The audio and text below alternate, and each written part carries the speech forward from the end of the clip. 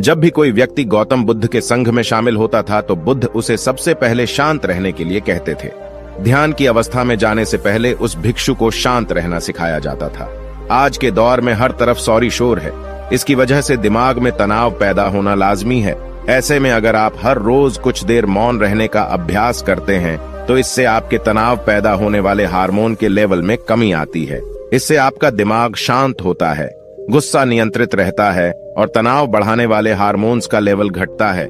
आज के इस वीडियो में हम जानेंगे कि किन मौकों पर हमें शांत रहना है और किन मौकों पर हमें बोलना है और शांत रहने से हमारे अंदर क्या बदलाव आ सकता है। दोस्तों, संध्या काल का समय था। गुरु अपने सभी शिष्यों को बुलाते हैं और कहते हैं, कल सुबह सब लोग नदी में स्नान करने के बाद तुरंत हमारी कुटिया के सामने उपस्थित हो जाना।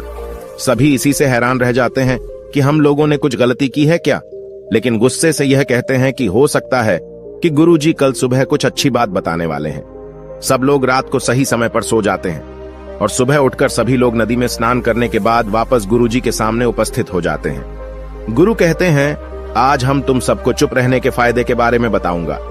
गुरु कहते हैं, 10 मौके जहां पर चुप रहने से होता है लाभ और बोलने से नुकसान। गुरु कहते हैं, अगर आप इन 10 मौकों पर शांत हो गए यानी मौन हो गए तो आप जो चाहेंगे वही मिल जाएगा। आपकी जिंदगी में चमत्कारिक बदलाव शुरू हो जाएंगे। जरूरत से ज्यादा बोलना या चुप रहना दोनों ही अच्छी बात नहीं है। जैसे जरूरत से ज्यादा बारिश हो जाना या फिर धूप दोनों ही दिक्कत देती है, उसी तरह अनावश्यक बोलने से भी काफी नुकसान होता है। गुरु कहते हैं कि पहला ऐसा मौका जहां पर व्यक्ति को चुप रहना चाहिए, बिना तथ्य के ना बोले। गुरु ने कहा, अगर आपके पास कोई तथ्य नहीं है तो वहां चुप रहने में ही भलाई है। चुप बैठने से दिमाग में नई कोशिकाओं का निर्माण होता है और इससे ज्ञान की वृद्धि होती है। बोलने में भलाई वही है जहां आपको किसी चीज के बारे में पूरा ज्ञान हो।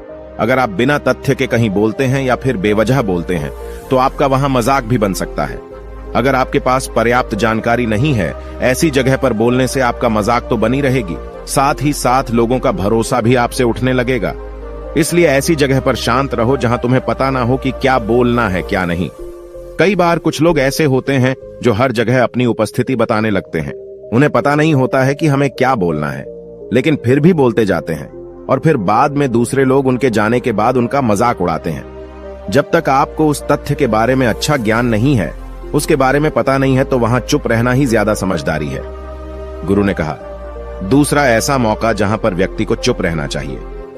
शब्दों से न पहुंचे ठेस। अगर आपके शब्द किसी को मानसिक ठेस पहुंचा रहे हैं तो वहां चुप हो जाना चाहिए। कमजोर व्यक्ति के बारे में कुछ भी बोलकर आप महान नहीं बन सकते हैं। महान आप किसी कमजोर का साथ देने में बनेंगे। कई बार होता है कुछ लोग अपने से छोटे व्यक्ति को भला बुरा कहते रहते हैं। सामने वाला इंसान तो कद से आपसे छोटा है, वह आपको कुछ नहीं बोलेगा, लेकिन आप उसकी नजरों में गिरते चले जाएंगे। हो सकता है कि कल वह भी आपसे पद में बड़ा हो जाए। पद में आपसे जब वह बड़ा हो जाएगा तो आज जो रवैया आपका उसके साथ है, आने वाले समय में वह भी आपके साथ वही करेगा। आप किसी को नीचा दिखाकर बड़ा नहीं बन सकते हैं। बड़ा बनना है तो अपने से छोटे लोगों का इज्जत भी करना सीखें और साथ ही साथ बड़े लोगों का भी सम्मान करना चाहिए। लोगों को लगता है कि अगर वह अकड़कर बोलेंगे और सामने वाले को नीचा गिराने की कोशिश करेंगे तो वह बड़े बन जाएंगे, तो यह उन सब की भूल है। बड़े होने की बजाय आप उनकी नजरों में गिरते चले जाएंगे।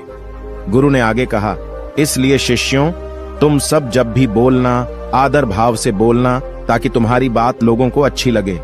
बोलने में भाई बहन, माता पिता, मित्र इत्यादि संबोधन शब्दों का इस्तेमाल जरूर करना। इससे तुम्हारी मान प्रतिष्ठा तो बढ़ेगी ही, साथ ही साथ लोगों की नजरों में तुम समझदार व्यक्ति बनते जाओगे। गुरु ने आगे कहा, तीसरा मौका जहां पर व्यक्ति को चुप रहने में ही भलाई है। क्रोध या घृणा करने वाले लोग, जब कोई अपना या सगा संबंधी आप पर क्रोध कर रहा हो, आपका अपमान कर रहा हो, तो आपको उस वक्त चुप रहना चाहिए ताकि सामने वाले का गुब्बारा पूरी तरह से फट जाए। आप यदि सही हैं तो उसे कतई माफीनामा गए और चुप रहकर ही सही समय का इंतजार करें। वह खुद आपसे माफी मांग लेगा जब उसे अपनी गलती का एहसास हो जाएगा। गुरु आगे कहते हैं कि अगर आपका कोई सगा संबंधी आप पर क्रोध कर रहा हो और आप उस समय शांत हैं, तो यह आदर सम्मान देने की निशानी होती है। इससे न कोई छोटा होता है और न ही बड़ा। अगर आपको क्रोध आ रहा है तो आप या तो वहां से किसी का अनादर किए बिना चले जाएं या फिर चुप रहें। क्रोध करने से आपके रिश्ते खराब होंगे। क्रोध करने से हमेशा क्रोध करने वाले व्यक्ति का ही बुरा होता है। गुरु आगे कहते हैं कि एक बार की बात है, एक सांप जंगल से भागते हुए किसी राजा के घर में पहुंच गया। लोगों ने छेड़खानी की तो वह बहुत ही गुस्सा हो गया, जिससे घर में जो तलवार पड़ी हुई थी उसी को लपेटकर कसने लगा और धीरे धीरे उसका पूरा शरीर कट गया। यह गुस्सा उसे खा गया। ठीक उसी प्रकार हमारा गुस्सा भी हमारे शरीर को तलवार की भांति काटता रहता है। गुस्सा ध्यान से खत्म होता है प्रतिदिन। अगर आप ध्यान की मुद्रा में बैठे हैं तो आपका गुस्सा आपके नियंत्रण में रहेगा। गुरु आगे कहते हैं कि यह तरीका है कि आप प्रतिदिन ध्यान का अभ्यास करें। इससे आपके शरीर में जो हार्मोन्स गुस्से को बढ़ावा देते हैं वह सब तुम्हारे नियंत्रण में रहेंगे, जिससे शरीर गुस्से पर आसानी तुम्हारा से काबू पा लेगा। लेकिन एक तरीका यह भी है कि जब भी आपको गुस्सा आए तो आप यह समझने का प्रयास करो कि क्या मेरा गुस्सा जायज है या नहीं। हमें वहां पर बोलना चाहिए कि नहीं। जब आप खुद इस बात का आकलन लगा पाएंगे तो आपको खुद पता चल जाएगा कि हमें गुस्सा करना चाहिए या नहीं। फिर भी आपको गुस्सा आ रहा है तो आप वहां से हटने का प्रयास करें, वहां से दूर चले जाएं। धीरे धीरे समय के साथ आपका दिमाग शांत हो जाएगा। गुरु ने कहा, चौथा ऐसा मौका जहां पर इंसान को बहुत ही समझदारी के साथ काम लेना चाहिए, वहां पर आपको चुप रहना ही चाहिए, जहां पर उस मुद्दे से आपका कोई संबंध ना हो। अगर आपका किसी मुद्दे से कोई संबंध ना हो तो वहां आपका चुप रहना बनता है। बिना किसी वजह अगर आप दूसरे के मुद्दे पर बोलेंगे तो यह आपके लिए अनिष्टकारी होगा। इसमें केवल और केवल आपका ही नुकसान है। जल्द ही आप किसी दो लोगों के बीच हो रहे विवाद में जल्दी अपनी टांग न डालें। अगर सामने वाला आपको बुला रहा है अपना झगड़ा शांत करवाने के लिए तो ही आप वहां पर जाएं। किसी की व्यक्तिगत जिंदगी में दखल अंदाजी नहीं देनी चाहिए जब तक कि वह व्यक्ति आपको नहीं बुलाता है। अपने झगड़े को शांत करवाने के लिए कुछ लोग फालतू में दूसरे के विवाद में कूद पड़ते हैं। इससे उनके मान सम्मान मर्यादा पर लोग उंगली उठाने लगते हैं। गुरु कहते हैं कि 10 मौकों में 5वां ऐसा मौका जहां पर व्यक्ति को बहुत ही समझदारी के साथ चुप रहना चाहिए। आपके शब्दों से किसी मित्र को हानि न पहुंचे। अगर आपके शब्द सामने वाले के परिवार या मित्रों की प्रतिष्ठा के बारे में बुरी झलक दिखा रहे हैं तो आपको चुप रहना चाहिए। किसी के परिवार या फिर मित्र के बारे में बुरा बोलने से केवल आप ही बुरे बनेंगे।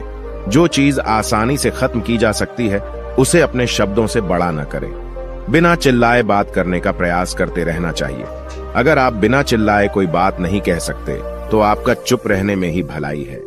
किसी पर चिल्लाने से आपके व्यवहार के बारे में पता चलता है। ज्यादा बोलने से चीजें हमेशा खराब ही होती हैं। कई बार कुछ रिश्ते ज्यादा तेज बोलने की वजह से टूट जाते हैं। इसलिए अपनी आवाज में मीठापन लाएं। आपके शब्दों से आपके दोस्त को हानि नहीं पहुंचनी चाहिए। कभी कभी दोस्तों के जब हम मजाक हैं तो रहे कि आपके शब्दों से किसी का अनादर ना हो। मजाक को भी हमेशा शब्दों के मायने में ही रखें। जहां किसी को शब्दों से चोट लगे वहां चुप हो जाएं। ज्यादा बोलने से हमेशा नुकसान ही होता है। किसी और की प्रतिष्ठा को अपने शब्दों के माध्यम से उसे हानि नहीं पहुंचानी चाहिए। यदि आपके शब्दों से किसी और की प्रतिष्ठा को ठेस पहुंच रही है तो वहां आपको चुप हो जाना चाहिए। जब कोई व्यक्ति आपके सामने नहीं है तो आप उस व्यक्ति के बारे में बुरे शब्द किसी तीसरे व्यक्ति के सामने न बोलें। गुरु कहते हैं, छठा मौका जहां पर व्यक्ति को चुप रहना चाहिए, जब कोई कर रहा हो किसी की बुराई। जब कोई आदमी आपके सामने किसी तीसरे आदमी की बुराई कर रहा हो तब तुम्हें चुप रहकर बस सुनना चाहिए। अपनी राय व्यक्त नहीं करना चाहिए, क्योंकि जो आज आपके सामने किसी तीसरे की बुराई कर रहा है वह कल किसी और के सामने आपकी बुराई भी कर सकता है। यदि आपने कुछ कहा है तो नीति शास्त्र के अनुसार जो अपने मुंह को बंद रखता है और बुद्धि से काम करता है वही इंसान समझदार होता है। बिना जरूरत के बोलना, किसी के बारे में किसी के बीच में बोलना यह गलत बात है। कभी कभी हमारे लिए बुद्धिमानी इसी में होती है कि हमें अपना मुंह ऐसी जगह पर नहीं खोलना चाहिए। गुरु आगे कहते हैं कि 10 मौकों में 7वां ऐसा मौका जहां पर व्यक्ति को चुप रहना चाहिए, जब कोई नहीं समझे आपकी भावना। यदि आपको लग रहा है कि कोई व्यक्ति आपकी भावना, दुख या परेशानी को शब्दों में नहीं समझ रहा है, यदि आपको लग रहा है कि सामने वाला व्यक्ति आपकी भावना या दुख को या आपकी जो परेशानी है उसको वह समझ नहीं पा रहा है या समझने का प्रयास ही नहीं कर रहा है या वह आपको ध्यान से सुन ही नहीं पा रहा है, तो ऐसे व्यक्ति के सामने आप चुप ही रहें, क्योंकि ऐसे लोगों को आपकी भावना या दुख से कोई मतलब नहीं होता है। ऐसे लोगों को अपना राज बताकर आप पछताएंगे ही बाद में। इसलिए हर किसी को अपने मन की बात नहीं बतानी चाहिए। अगर आपको लग रहा है कि सामने वाला आपकी बात को नहीं समझ पा रहा है, आपकी भावनाओं को नहीं समझ पा रहा है, तो वहां पर आपको नहीं बोलना चाहिए, क्योंकि आज में आपका मजाक ही बन जाएगा जब आपको लगने लगे कि सामने वाला आपकी भावनाओं को ठीक तरीके से समझ रहा है, आप जो कह रहे हैं वह ठीक से सुन रहा है, तभी आप उसे अपनी बात कहें। गुरु कहते हैं कि 8वां मौका जहां पर आपको चुप रहना चाहिए, जब कोई इंसान अपना दुख व्यक्त करे। यदि कोई इंसान अपने दुख या परेशानी को आपको बता रहा है, तो इसका मतलब यह है कि वह आपको अपना समझ रहा है।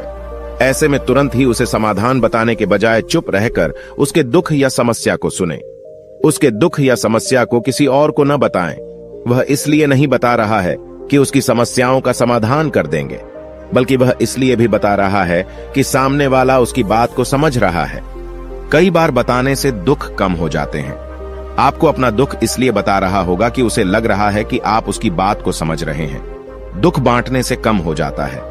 इसलिए जब कोई व्यक्ति अपना दुख आपसे व्यक्त करे, तो आप चुप मारकर उसकी बात को बहुत ही ध्यान से सुनें, ताकि उसके दुख कम हो जाएं।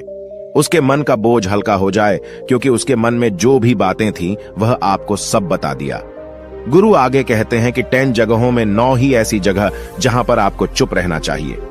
जहां पर दुष्ट प्रकृति के लोग रह रहे हों और गाली गलौज कर रहे हों, तो आप वहां पर मत जाइए। ऐसी जगहों से आप चुपचाप निकल जाएं, अर्थात अपनी प्रतिक्रिया दिए बिना आप वहां से चले जाएं, क्योंकि जिसकी जुबान खराब होती है, जो दुष्ट प्रकृति के लोग होते हैं, उनको आप ऐसे समय में नहीं समझा सकते हैं।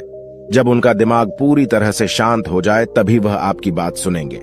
इसलिए जहां पर दुष्ट प्रकृति के लोगों आपकी बात को न मानते हों और न ही सुनते हों, तो आपको वहां पर नहीं बोलना चाहिए। गुरु कहते हैं कि 10 माह ऐसा मौका जहां पर आपको शांत हो जाना चाहिए। अपनी सफलता का राज हर किसी को न बताएं। कई बार होता है कि कुछ लोग जो सफलता को बहुत ही जल्दी अर्जित कर लेते हैं, वे हर जगह अपनी सफलता का ढिंढोरा पीटने लगते हैं। ऐसे में क्या होता है कि कई लोग आपकी सफलता से खुश नहीं होते हैं। अगर आप अपनी सफलता का जबरदस्ती लोगों में ढिंढोरा पिटवा रहे हैं, तो लोगों की नकारात्मक ऊर्जा आपको प्रभावित कर सकती है। जब आप सफल होंगे तो सबको पता चल जाएगा कि आप सफल हो गए हैं। ढिंढोरा पीटने से नुकसान आपका ही होगा। इतना कहकर गुरु ने कहा, शिष्यों, आज के लिए बस इतना ही। अगर तुम सब मेरी इन 10 बातों को अपने जीवन में अपना लेते हो, तो तुम सब काफी हद तक परेशानियों से बचे रहोगे। यहाँ से जाने के बाद मेरी यह बातें आपके जीवन किसी वरदान से कम साबित नहीं होंगी। दोस्तों, मुझे उम्मीद है इस वीडियो से आपको बहुत कुछ सीखने को मिला होगा। अगर आप नए हो तो हमसे जुड़ने के लिए इस चैनल को सब्सक्राइब करना मत भूलिएगा।